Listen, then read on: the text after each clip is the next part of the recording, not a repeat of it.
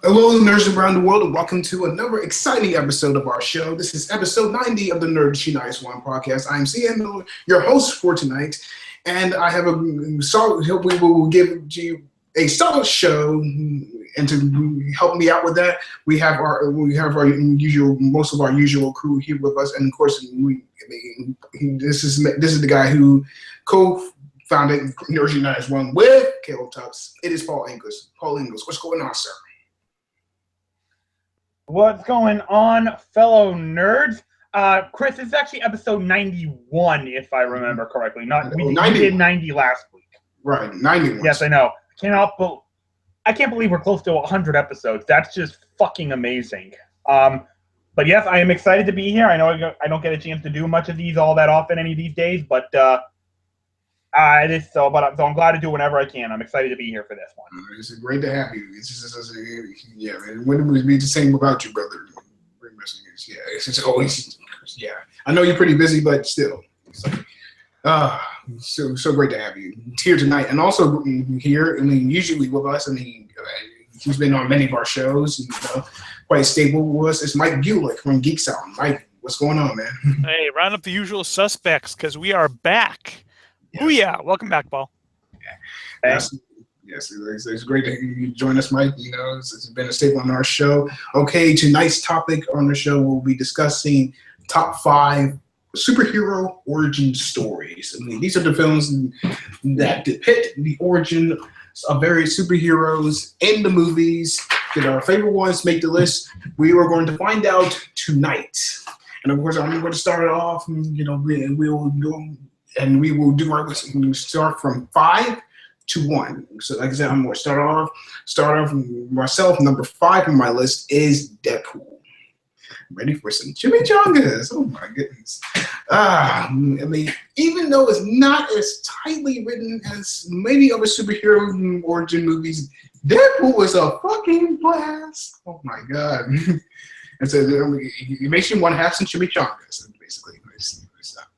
But yeah, man, this is just like, from the test footage when it was leaked back in like 2014, I like every other people responded with enthusiasm. Maybe there was a little doubt in me, because it might actually made it into a film after that horrible abomination that was X-Men Origins Wolverine. Well, fuck you.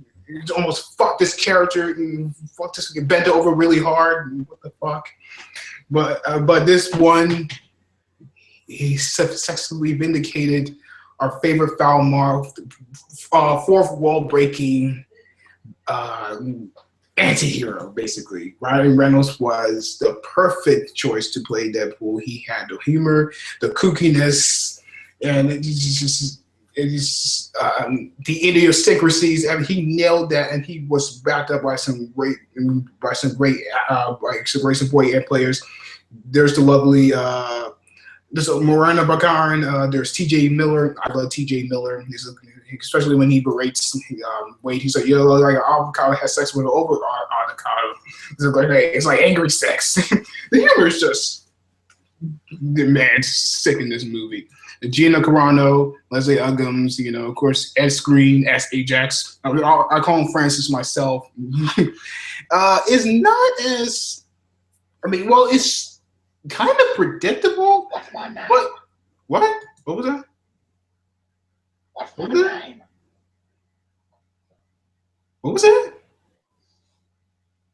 Oh, what was that? He was asking what his name was. Oh. It's Francis. It's Francis. His name's Francis. Francis! Don't tell me otherwise. But yeah, it's great having excellent characters such as Deadpool, and Megastar Teenage Warhead. And the jokes about her made by Deadpool are just flat out fucking hilarious. Especially, I hate to be the guy who forces her to have prom sex with him. Who forces her to have prom sex. He just did everything right and nailed the character of Deadpool. This is the Deadpool we wanted, even though it's a little predictable areas, it braided with a freshness that was all the more welcoming. So Deadpool was number 5 on my list. All right, Paul, what'd you come to do next? Why don't you give us number 5 on your list? Okay, number 5 on my list is the original and still the greatest in this franchise, 1990s Teenage Mutant Ninja Turtles. Now, you know by now how much I love the Ninja Turtles. I am a Turtles fanboy. In fact, I posted this on Geeks and Gamers Facebook group a couple days ago that next year marks the 30th anniversary of their legendary 80s animated show, but the 1990 movie just took our heroes in a half shell to, I should say, brought them back to their more traditional, darker comic roots. Still a very enjoyable film. The puppet work on this film was sensational, and the story was fun. And the characters were strong, the writing, everything about this movie I absolutely love. So, yeah, the original Teenage Mutant Ninja Turtles, originals, and still the best, because they're actually there, unlike those CGI fuck jobs from Michael Bay's shit. Yeah. Seems Michael Bay's pretty much the master of destruction these days. Oh my god.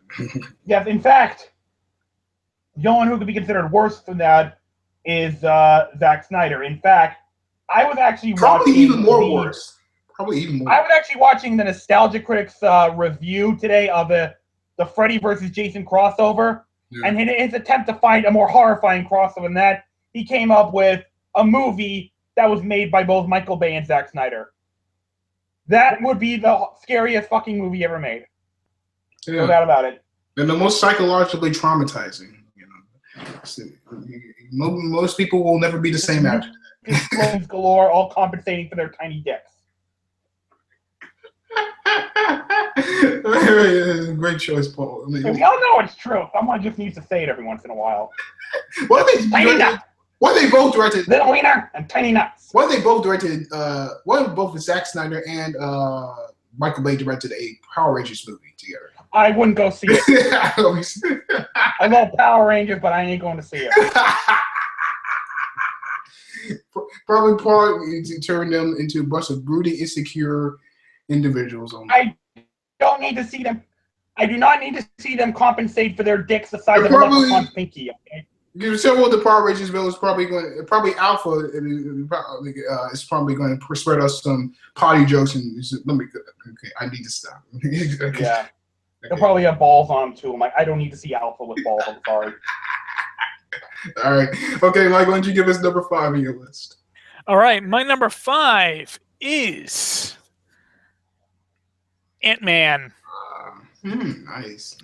I mean, Ant-Man, I think, has surprised me in a way that Marvel films haven't done in a while. I mean, the entire concept of Ant-Man, I mean, ever since he was created, Ant-Man's always been kind of a joke of a character. Yeah, he can shrink. He can shrink. Ooh. I mean, they really didn't start taking him seriously until it became really huge. But I mean, the core of him has always been that he can shrink to the size of an ant and he can talk to ants. Right. And I had no idea how they were going to make this. They were going to pull off this movie, and then Edgar Wright dropped out. So I was like, I don't know. I don't know if I'm going to see this. And then the first trailer came out. I was like, okay, meh. Then the second trailer came out. I was like, I want to see this movie. And then I saw it, and it blew me away. I mean, Paul Rudd did great. Peyton Reed totally blew away my expectations. He did a great job with this. I was shocked at how much fun it looked like Michael Douglas was having with this movie. Everyone was having fun with this movie. I mean, sure, a lackluster villain maybe, but that final battle was still really, really pretty freaking awesome. And then the whole Marvel's had worse villains. Yeah, they definitely have. And then the whole Quantum Realm ending was really whacked out and trippy. But the relationship between Scott and his daughter, I mean, the relationships between all of the characters actually really, really surprised me, including the relationship between Scott and I forget his name. The cop that was his Paxton. ex-wife's husband, or Paxton. Yeah. Yeah. that was- I was actually surprised. I thought he was just gonna be like a throwaway like douchebag character, and he actually had and ended up having a nice redemption at the end. So pretty much. I mean, just for the amount of surprises this movie had and the amount of entertainment it gave me, makes it my number 5. All right, it's a solid choice. I mean, it's a solid choice there, Mike. And we also played this tribute to Anthony. But Ray, the one that was, quite a loyal companion of our favorite our beloved Ant-Man. All right, going on to number 5 on the list is on my list is number 4. Huh? Say that again. Number 4. Right. All right, going on to number 4 on my list is. You been drinking tonight, Chris? Maybe. I don't know. Like, save it. Yeah. Right. Maybe I have. All right. But yeah, going on to number 4 on my list is Sam Raimi's 2002 version of Spider-Man. That was. This is this is like whenever. Here's when this movie came out, like over 10 years ago. It was pretty popular. I was pretty much excited to see it because there were other directors that were onto the project. That were attached to, had their name somehow attached at one point, Ang Lee, Chris Columbus, even James Cameron at one point. None of them could have done what Sam Raimi did. He captured the spirit of the character, the earnestness, the spirit of, and it's just like the bravery and the nobility of the character. He did everything right with it. And of course, you couldn't. I don't think as much as I like Andrew Garfield as Spider-Man, he wasn't Tobey Maguire. I know he didn't quite have some aspects of the character nailed down, but he pretty much embodied him. The sincerity, the earnestness, everything, with Peter Parker and the bravery of Spider-Man. He got that. He really captured. He brought Spider-Man. He truly brought Spider-Man to life, basically. Kirsten Dunst she was an okay love interest, but but her whole thing was it wasn't. Let's just say their relationship wasn't remarkable. I mean, it's still a lot of leaps and bounds upon many romances in comic book movies, basically. But I admit, Willem Dafoe as Green Goblin gave me chills, even though the suit was shit and he looked like a Power Rangers character. He still was genuinely menacing in the movie.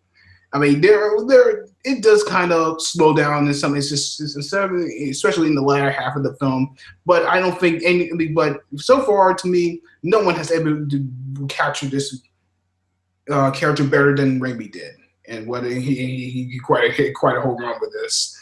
So Spider-Man number 4 on my list. Okay, Paul, why don't you give us number 4 on your list? Number 4 for me is going to be Captain America, the First Avenger. And I think, like most people going into this movie, I'm like, oh, actually, no, I really didn't have any expectations for the movie because I don't read comics, so I didn't really know too much about the character other than, he's symbolized everything that America's supposed to be, World War II kind of hero. And I'm like, okay. I had a whole lot of fun with it. Obviously the periods, the set pieces look absolutely amazing. Chris Evans did an incredible job as the main character. I almost fell in love instantly with Haley Atwell as Peggy Carter. She was such an amazing character, and I'm still pissed they canceled her show. What the hell?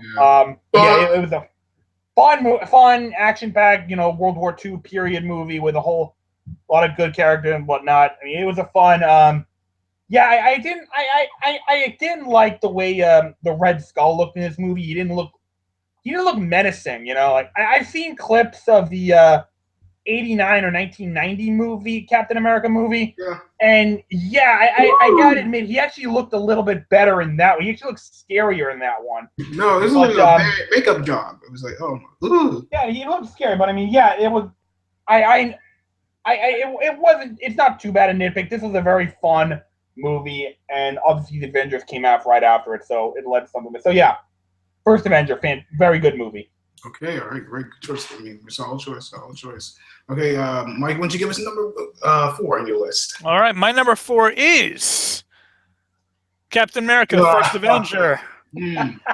This was actually disregarding the Avengers. This was my favorite movie of Phase 1. I even liked it more than Iron Man. Yeah. It was. I did too. I mean, for me, the period piece really worked well. I mean, Joe Johnston, the director, I heard you, Chris. I heard you say we both suck. So screw you. Continue, Mike. Joe Johnston directs period pieces really, really well, and he did a great job with this one. I had no issue with. I wouldn't mind going in the Iron Man suit, going toe to toe with you, Captain America. Bitch, boy, let me say. Yeah, Captain America still won. No. It was a stalemate. Yeah, he Captain America took out the power core that he won. But anyway, I really liked the Red Skull. I think he looked fantastic. He looked menacing. Hugo Weaving played him to a T. I expected him to say Mr. Rogers. I'm kind of glad he didn't. That would have been a little bit too wink for me. But I mean, it was a really good movie. I really enjoyed this one a lot. Yeah, I mean, a few minor nitpicks here and there, but nothing that really takes away anything big from that movie for me. So my number 4 is absolutely Captain America: The First Avenger. Oh, absolutely. I mean, even though it's not my favorite origin story, it's still a pretty good one. It still captures that period masterfully, though. It has that feel of Raiders of the Lost Ark, though. I mean, it's still a great retro action adventure. Yeah. I'm going with me. Number 3 on my list is the original Iron Man.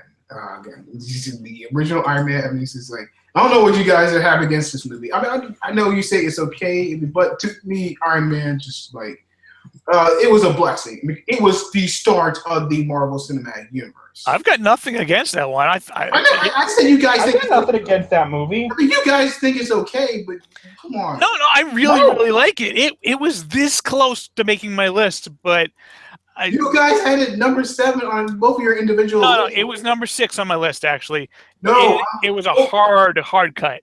When we were talking about Marvel Cinematic Universe, top 10 Marvel Cinematic Universe films, you both had it number 7 on both of your lists. Oh yeah, no. But as far as origin movies go, is my number 6. But as far as list, come on, what's not to love about this movie? I mean, Robert Downey Jr. just perfectly nails it. It's just the wit, the charm. Final Battle wasn't all that impressive. I think that's what weighed it down for me a bit. Say that again? Final Battle was kind of didn't really live up to expectations. That kind of weighed it down a little bit. Yeah, I mean, not for me. It weighed it down. I don't think it was a lot for me as it was for you. I mean, but yeah, it was kind of underwhelming. Ran out of gas. I mean, it didn't. What he did, he brought energy to that role that no other actor could have ever. Couldn't even. He was just born to play that role. I mean, it has a lot of style. It feels feels sleek. It's just everything. I mean, Terrence Howard is okay as Rhodey. I mean, I wish you could say a lot less about Pepper Potts being played by Gwyneth Paltrow, but but Jon Favreau just crafted something that even non-comic fans can get a kick out of. I mean, it's something that it's just delights you to no end. I mean, I just love this movie so much. I'm taking nothing against it. I love Iron Man. Just for me, personal preference, I've always been more on Cap's side than Iron Man's side. I just like him more as a character, but I still love the movie. Don't get me wrong. Yeah, but in fact, you both had it at number 7 on both of your list of top 10 Marvel Cinematic Universe films. Come on now. What is it? Again, not a knock. I get it, personal preference, but still, it's not a knock against that movie. It's not that movie was worse. It's just we like other movies better. Right. That's what it is. Right. I get it. I mean, still, yeah. Iron Man Jeez, number Chris, 3. you're scaring me right now because we're I'm gonna be not doing. scaring you. Yeah, you are because we're gonna be doing a third edition of top 10 films of the MCU at the end of the year, and Yes. I think Iron Man 1 might be in danger of falling off my list, if not near the bottom. So I'm scared of what you're gonna say to me. Okay. I'm not gonna be. You don't have to be scared. I'm just saying, like, I know you guys think it's okay, but it's actually like in the top 5. Come on, how could did not break the top 5? Oh my God. But we'll talk. But that's all. That's what I'm going to say about that. All right, we're going on to you, Paul. Why don't you give us number 3 on your list? Number 3 is Ant-Man. Okay. Now, Mike, I think you had Ant-Man at number 5. You pretty much said everything about this movie that I was going to say, so I'm only going to throw in 2 things. Number 1, as far as bad guy in a suit goes, I thought Darren Cross was their better one, if not their best. And any movie that can make you feel sad when a fucking ant gets killed, you're doing something right. Anthony was the best. I got emotional when he died. That is good filmmaking. So yeah, that's all I got to say. I mean, Mike said everything else. That's all I need. I just need to throw in a couple things. So. Okay, all right, okay, great, Paul. Anthony. God, you get emotional over an ant's death. We squish ants under our boots every day, but that one made us sad. That is so good. I didn't do that. I feel tremendous guilt over that somehow.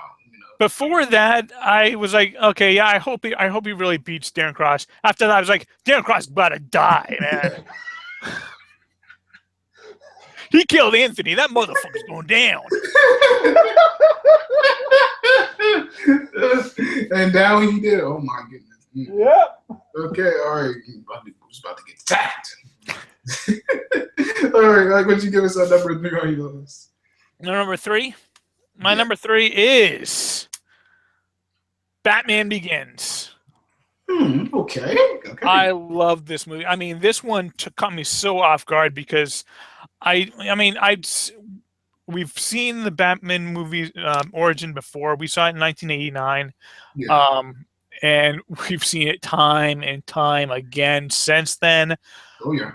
But how Christopher Nolan crafted that movie and just he would really kind of. I mean, I'm sure there were movies before that kind of did like the flashback to tell the origin story, but to do that with Batman and do it so effectively, I was blown away by how good I thought this movie. In fact, I know it's a bit of a kind of a heresy now, but I actually kind of prefer Batman Begins over The Dark Knight. It's kind of heresy. Let me say. I love The Dark Knight. I think it's a better film. But if I had to choose between the two, I would watch Batman Begins first because I think it's a little bit more of a fun film. It has a little bit more of a lighter tone to it. Here and there. And it surprised me. It really did by how good he weaved the origin story of Batman into the. He took Batman Year One, which is a fantastic comic story arc, and he really kind of brought it to life. He fleshed it out. I mean, it's not a shot-for-shot remake, obviously. He took a lot of liberties with it, but he got a lot of inspiration from it, and he did a really great job. So, yeah, my number 3 is Batman Begins. Yeah, speaking of heresy, I was talking about looking at the profile picture of the guy who says Batman 89 is better than The Dark Knight. It is. That's a personal preference. You had to do some serious thinking on that. I mean, yeah, okay, that's your personal preference, but still. Okay, okay. Here's why. Okay, I don't know how many times I have to explain this to you, but look, I love the Dark Knight films. I really do, but I don't consider them to be comic book movies. They're more like crime drama. Batman 89 is a comic book movie because there's this there's this element of silliness to it. There's an element of fantasy that the Dark Knight film, as great as they are, they lack. They're too grounded in reality. Batman 89 is a comic book movie. There's this lighthearted, almost silliness to it. Like, okay, I'm watching a comic book movie. That's all it is. Having the Joker dance to Prince is very, very comic booky. Yeah, and kind of bizarre actually. Looking back on that. Yeah. I wasn't a big Prince fan. I mean, some of his songs, a couple of songs were pretty good, but still, it's like, yeah, come on, little far. We're taking it a little far there. Plus, I still love Michael Keaton. I mean, he played the hell out of that performance. He played the hell out of that role. He's still my favorite live action Batman. I still love the guy. I want you to tell your friends about me. I said, who are you? He's like, I'm Batman. I'm Batman. I did prefer his take on the Batman voice over the Christian Bale growl. Yeah, of course, because you can actually understand what he's saying. Exactly. You guys seen the movie Neighbors? One of my favorite parts is him and Seth Rogen. They're talking about their generation's Batman. They're talking about Michael Keaton's Batman and Christian Bale's Batman. Both him and Zac Efron's like, hey, I'm Batman. He's like, word! And especially like when they're fighting, he's like, and Zac Efron's throwing like a can or something, and he's like, I'm Batman! And actually gets himself, and Seth Rogen's like, I'm Batman. Oh my god. But to me, yeah, Michael Keaton had a better Batman voice, but it's going to be Christian Bale for me. Yeah, on about that. We're going on to the top two. The top two for me, the second film position on my list is Batman Begins. I love Batman Begins. It's a fantastic origin story. I mean, you really couldn't expect, a Batman origin story to be pulled off. It does take some elements of year one. There's some elements sprinkled in, even though the Dark Knight Returns inspired this film a little in that the Batmobile in this movie kind of resembles the one seen in that graphic novel. And this is what I'm going on to say about the movie. How it was put together and the ideas it had. Having Bruce Wayne trained with a warlord, basically, of course, Ra's al Ghul for the comics, to hone his power. I mean, not his powers, hone his abilities, to fight crime. That was incredible, man. I like that. I really much like that. I like how I wasn't so sure about him removing the fantasy elements of the story, of the whole character, but it worked well. It worked really well. I like how grounded he made it grounded and realistic. You got like a rich cast. Playing this movie. You got Michael Caine. You got Liam Neeson. You got Morgan Freeman. You got a whole lot. You got these veterans. In this movie. It's just that was great. That he really hit a mark in terms of casting the people for the parts. Of course, Gary Oldman's Jim Gordon has to be the best Jim Gordon that's ever been portrayed in a live action Batman. And I love J.K. Simmons, but he's going to have to put it in a lot to match it to what Gary did. Yeah, I was just going to say, don't judge the guy until you've seen him. Right. I was like, I'm not going to judge him at all. I'm just saying, he's just saying it's going to require a lot. I mean, he just has to feel, but this movie just has to feel the character, to feel the comics. He's just Christopher Nolan. He just struck gold with this, basically. So Batman Begins, number 2 on my list. All right, Paul, why don't you give us number 2 on your list? Number 2 on my list is going to be Guardians of the Galaxy. I mean, what can I say about this movie that none of us have already said? It is so much fun. The characters are so memorable. Chris Pratt transformed from a kind of a beer keg person from Parks and Recreation to a beefcake. You got a talking raccoon with a gun fetish, a giant tree, a gray guy who doesn't understand sarcasm. This movie had like everything going against it, but it just worked. It's fun as hell. The comedy is great. The action sequences are fun. And it's got one of the best damn soundtracks in recent cinema history. Who does not? I bought that soundtrack on iTunes. I bought that soundtrack on iTunes just days after seeing that movie. Gonna get your love. Oh yeah, great song. Good. So yeah, Guardians of the Galaxy. Amazing movie. Nice. Okay, Mike, why don't you give us number 2 on your list? My number 2 is Ooga Chaka, Ooga, Ooga, Ooga Chaka, Ooga, Ooga. Yeah, I mean, my great minds think alike. Apparently, obviously, yeah, you nailed it, Paul. I mean, this movie. There are so many ways this movie should not have worked. Exactly.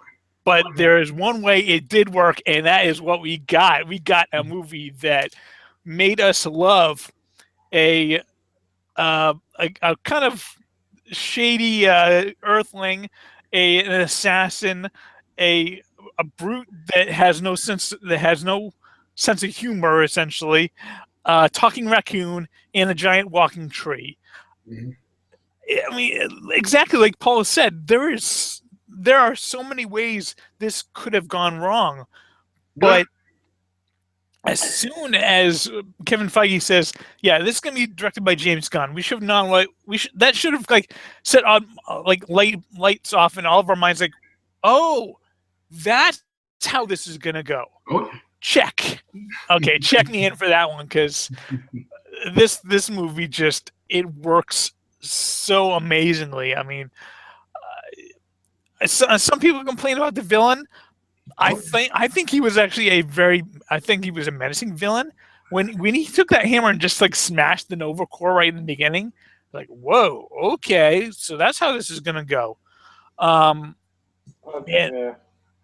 I mean, yeah, he's not as good as Loki, obviously, and there have been better ones, but I think for what he needed to do and for what the movie needed him to be, he was perfect. And I really did like the scenes with Thanos. Oh, the problem I had with Ronan, it was disappointing because I've seen him in some of Disney XD's animated shows, and that guy is such a badass. And from what I know about him in the comics, he is this giant badass who is a pain in the ass for the Guardians of the Galaxy. This guy always gives him trouble, and he didn't really do that much. Yeah, I don't know. He was kind of disappointing from the comics, I guess. I've never read any, but it wasn't even intimidating. At least not to me.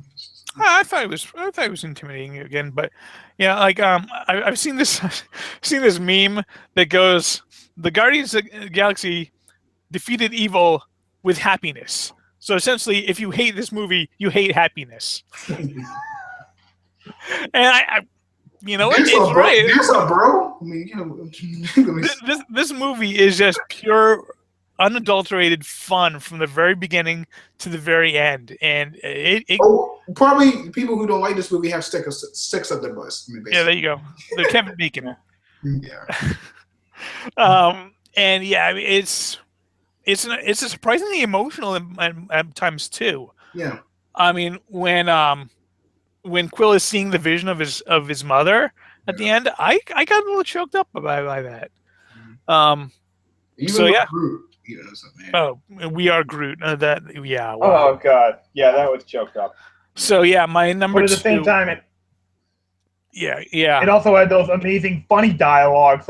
Remember when Peter Quill is trying to get under Gamora's shirt, and she's like, "I will not let you use your pelvic thrust moves on me." What the hell? Your pelvic sorcery. Your pelvic sorcery, which I still hold it would be a killer band name. Pelvic sorcery. We got the power. Actually, I would totally listen to them. Yeah. So yeah, my number 2 is Ooga Chaka, Guardians of the Galaxy. All right. I'm feeling. I still love that movie so much. I got to watch it tonight. Ah, man. Ooga Chaka. Okay, we're going to the top spot. The number 1 pick on this list in our episode, and my number 1 pick is from 1978, Richard Donner's classic adaptation of the first superhero to ever come into existence, Superman the movie. Nice. Yeah, I mean, it can be considered a little dated by today's standards, but I guess. I mean, I'm not really sure. I mean, it does have some dated elements to fashion and everything, but they did what they could. They did. They just, Richard Donner just created magic with this movie. It's just like just like from everything from just like from the depiction of Krypton to Smallville to Metropolis, he gets it. He just nails it through and through. Just like it's just like from the cinematography. It's just like he visually brought Superman to life. We got, of course, you got a great cast: Marlon Brando as Superman's father, Gene Hackman, Ned Beatty as the bumbling henchman of Lex Luthor. Oh my God. Glenn Ford, Margot Kidder, Terrence Stamp as General Zod. New before Zod. But of course, you got the centerpiece of this whole thing is Christopher Reeve as the Man of Steel, the best Superman, and it is hard for anyone to just match what he brought to this character. To me, he was Superman.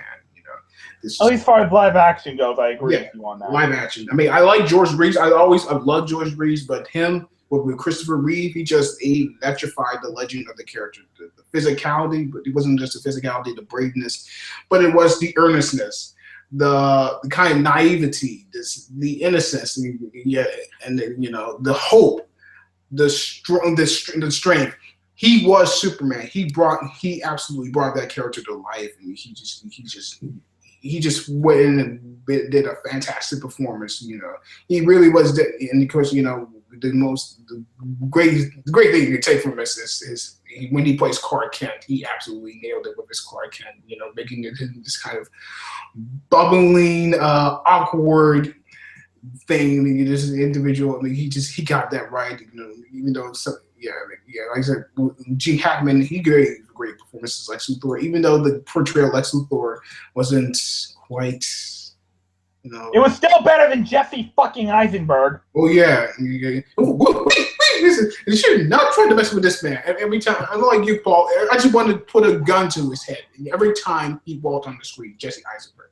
But Gene Hackman, Lex Luthor, was still miles ahead of what Jesse Eisenberg did. But he's like Donner captured the spirit of the character. He set the template by which all comic book movies have a sense-bit measure, and I don't think I don't think it can be equal, basically. So Superman the movie, number one on my list of top 5 superhero origin stories. Okay, Paul, why don't you give us a number 1 on your list? Well, first of all, let me ask this, Chris. Have you been watching Supergirl this season? I have. All right, keep an eye on Tyler Hoechlin's performance, because that kid's got some serious potential. I'm not saying he could be better than Chris Reeve one day, because I don't think anyone can, but I think he could come close to him at some point. Yeah, he's my second favorite behind Chris Reeve. Yeah. I mean, I wasn't really a big fan of D. Kane though, but he seems to have that Reeve aspect about him that I like. Yeah. I still need to watch Smallville. I've had that box set for about a year now. I still need to watch it. It's so wrapped up. I'm so terrible at that. All right, anyway. Number 1 on my list is 2002 Sam Raimi Spider-Man. I mean, this film, what can I say that, Chris, you already said it. I mean, it is a gold standard for comic book origin movies. It has, how do I begin to describe just what a well done movie this is?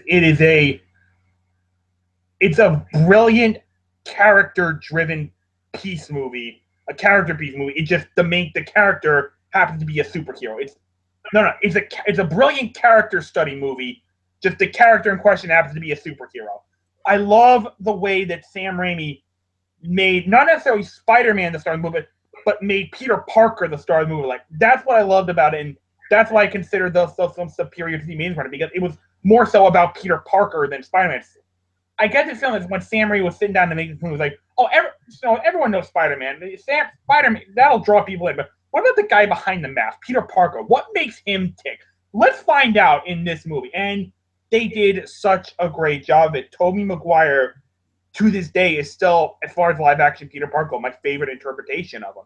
I think Tom Holland will be good, will rise up to be really good one day. But as of right now, it's still Tobey Maguire. He had that humanistic, identifiable presence of him. Like, I identified with this character. I saw myself in it. Oh yeah, I went through that. Oh yeah, I've been through what he's going through. I felt it. I connected to him in a way that I never did with Andrew Garfield. So that's why I love his performance. Obviously, the effects are kind of corny. They got better in Siegel, but the action pieces are still good. And you're right about Willem Dafoe as a Green Goblin. Even though his costume doesn't look all that good, his performance was menacing, maybe a little over the top at times, maybe a little corny at times, but my God, it was memorable. Yes. It was so memorable. You remember everything about his plans. Spider-Man come out to play. Oh, it was corny, it was hokey, but you remember it. Still miles better than what Dane DeHaan did. Oh, yes, it was. Yeah, so, I mean, yeah, it was such a brilliant, it was a brilliant character study movie that happened to be about a superhero. It just had everything right. This movie had everything right. It was so brilliant. And I also love James Franco as Harry Osborn. You could see the suffering he was going through. Like, oh, I have the girl. Now I lost the girl. My dad is dead, but I still... Oh, my God. Everything about this movie I just love. Except the Green Goblin suit. But I mean... And, of course, who can forget J.K. Simmons as J. Jonah Jameson? Mm-hmm. I want Spider-Man! Cares for the picture of Spider-Man. If he doesn't want to be famous, I'll make him infamous. So, yeah, Spider-Man 2002, #1. It cannot be topped, not to me. Villains is still better than Spider-Man 2 with the Rhino. An amazing Spider-Man 2. Oh my goodness. I nearly went into trauma when seeing him on the screen. I hate that guy. I hate his. Setting up a Sinister Six movie we'll probably never get now. We haven't heard it for him, so it's not coming. So yeah. I could care less. All right, Mike. What'd you give us at #1 on your list? All right, I got a few honorable mentions. I just want to run through real quick. Iron Man 2008 just barely made my list. Spider-Man almost made my list. I think the action sequences are not really up to par with the character-driven pieces that kind of pepper in between. I really love 2004's Thomas Jane's Punisher. I actually have a lot of fun with that show. I prefer the Dolph Lundgren one myself. I do too, but as far as origin... I'm kidding. I really haven't seen it. My mom likes that one. No, I prefer Punisher Warzone, but as far as origin movies go, I actually really like the Punisher. And finally, Big Hero 6. Okay. I love that movie, and it is a good origin movie. But my #1 has been mentioned once before on this list.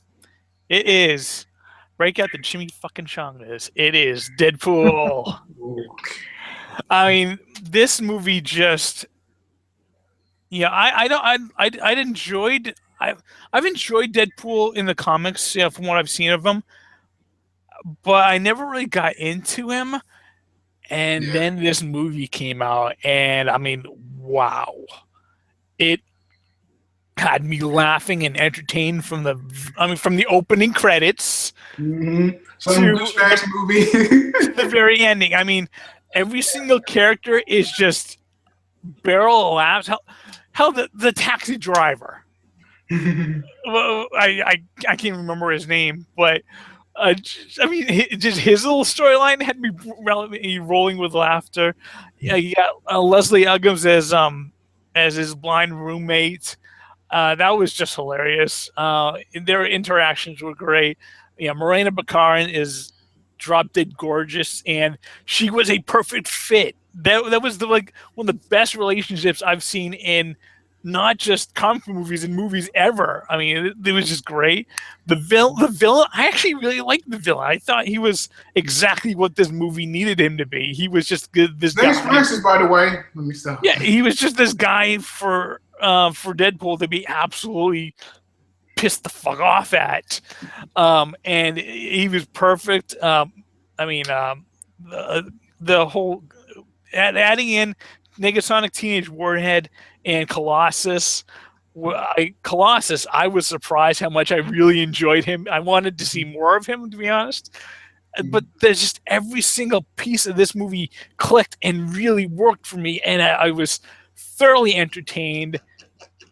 It was funny as hell. It was really action packed. I enjoyed the action sequences. I enjoyed how it jumped back and forth because if it was just straight Deadpool, I think it would have been a little bit too much. But when they had the seriousness with the still peppered in the jokes of the flashbacks, I think that's really helped to make it work even well. I didn't think this movie was going to be as good as it was, and it was even better. So my favorite superhero origin movie of all time, at least for the time being anyway, Deadpool. Yeah, at least it Very, didn't very need good. yeah, at least it didn't need to see the suit all green and animated. So So, guys, before we wrap this up real quick, I just found this article that was posted yesterday from Movie Pilot. As you all know, a couple days ago, Deadpool director Tim Miller departed the project over creative differences with Ryan Reynolds. Yeah. And there's been all this speculation about who should direct Deadpool 2. And despite the fact that it's a long shot from happening, yeah, fans have gotten a petition going to bring in Quentin Tarantino to direct Deadpool 2, and it's gotten over 7,500 signatures. So apparently, the guy who started it said, if I get 1,500 signatures on this, I'm going to bring it to Ryan Reynolds and see if he can give it a shot. Well, it has over 7,500, so it's like, I want to ask him, because I know it's a long shot that he would ever consider it, but do you think Tarantino would make a good fit for this movie? No. He Really? it does have the style of a Tarantino film, but nah. I mean, yeah. Somehow it's like, I mean, I love Quentin Tarantino. I mean, I love his movies, but he maybe is not the best fit for him. No, he's too he's too conventional, to be honest. Really? I mean, no, don't get me wrong. Quentin Tarantino is not a conventional director. He's also not one of my favorite directors. I'm not a big fan of his. But for a movie like Deadpool, you need someone that can really mix a lot of really, really heady, like, humor that's all over the place. That's, like breaking the fourth wall. That's doing everything, going upside down, inside out, all over the wall, everything. And I don't think Quentin Tarantino has a good enough grasp of humor to get that. I really don't. I think he's too serious. I don't think so. I mean, he's a viewer who can kind of see the works in many instances, especially in Pulp Fiction. So, for Deadpool, I think you need even more. You need someone that can like completely go off the wall. Yeah. I think Quentin Tarantino has got some chops. I don't think he's out there enough. Well, it's not going to work. Petitions never work. I mean, there's one out for war right now for calling for a Star Wars the Old Republic series to come on Netflix. Yeah, I've heard that. And it's going to be gaining a lot of movement, but it's not going to work. None of it's potentially going to work. I would love to see that, by the way. Yeah, I'd like to see that myself, but it ain't going to work. I would say that you're right. They rarely work. Like, I remember, like a couple years ago, there was a petition going on like the federal government website to have Justin Bieber deported to Canada. It got over 100,000 signatures, and apparently the law says once it gets over 100,000 signatures, the president is obligated to look at it. It's like, listen, I don't like the guy, but let's go. Come on, the government has more important things to deal with than this punk. Oh yeah. Yeah. All right. Anyway, go on, Chris. Sorry, I just had to bring up that. Yeah, it's good to bring that up. But like I said, Deadpool 2 petition for Quentin Tarantino as director, not going to fly. These kind of things don't fly at all. I'd rather see Sam Raimi do it, to be honest. I think I don't know. I mean, what would you say to Tarantino writing the movie, not directing it, but maybe like writing the script?